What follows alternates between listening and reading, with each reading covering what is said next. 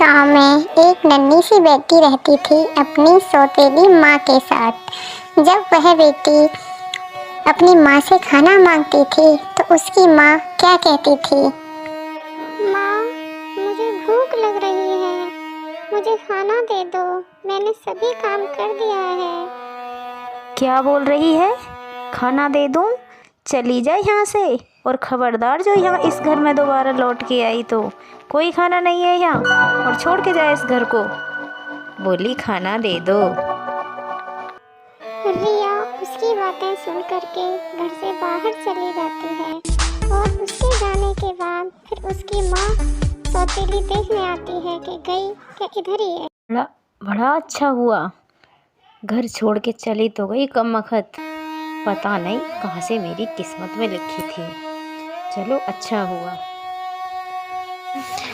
फिर रिया अपना उतरा हुआ चेहरा लेकर के जंगल की तरफ चल देती है।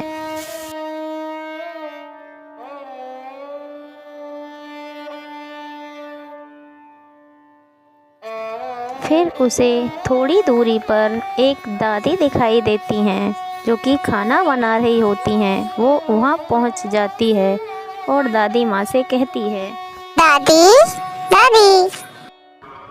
अरे बेटा, तुम कौन हो और इस सुनसान जंगल में क्या कर रही हो? तुम यहाँ कैसे आ गई बेटी? दादी माँ, मेरे माता पिता नहीं हैं और मेरी सौतेली माँ है। मुझे मेरी सौतेली माँ ने घर से निकाल दिया है, इसीलिए मैं जंगल के रास्ते आ गई हूँ। मेरा कोई नहीं है। अरे बेटा, ऐसे नहीं बोलते। तुम्हारा भगवान है ना, भगवान सबके साथ रहते हैं। ऐसा है कि आज से बेटा तुम मेरे पास ही रहना। मेरा और भी नहीं है कोई, एक भगवान है, और आज से मैं तुम्हारे साथ भी यही रहा करूंगी और तुम भी मेरे साथ यही रहा करो। और हम भगवान की भक्ति करते हैं बेटा, और तुम भी किया करना। अब रिया खुश थी क्योंकि उसे एक सहारा मिल चुका था, वो थी दादी। अब रिया दादी के साथ वहीं जंगल में रहने लगी।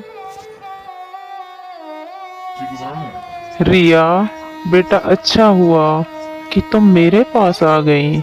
ऐसा है, आज का सत्संग है, मेरे गुरुजी सत्संग करते हैं और तुम भी चलना।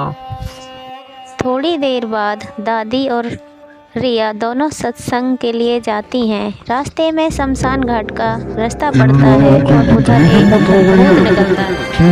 हमारे इस गेट के आगे होकर शमशान घाट के जा रहे हैं। अभी मजा चखाते हैं इन्हें हम, अभी बताता हूँ। ए बुढ़िया रुक, रुक बुढ़िया रुक। जब बुढ़िया भूत की आवाज़ सुनती है तो पीछे मुड़कर देखती है कि एक भूत खड़ा है। फिर उस बुढ़िया ने सतनाम का जाप किया, मन ही मन जाप करने लगी और सतनाम की पावर से उस भूत की मतलब हवा निकल जाती है और वह दूर जा कर के गिर पड़ता है।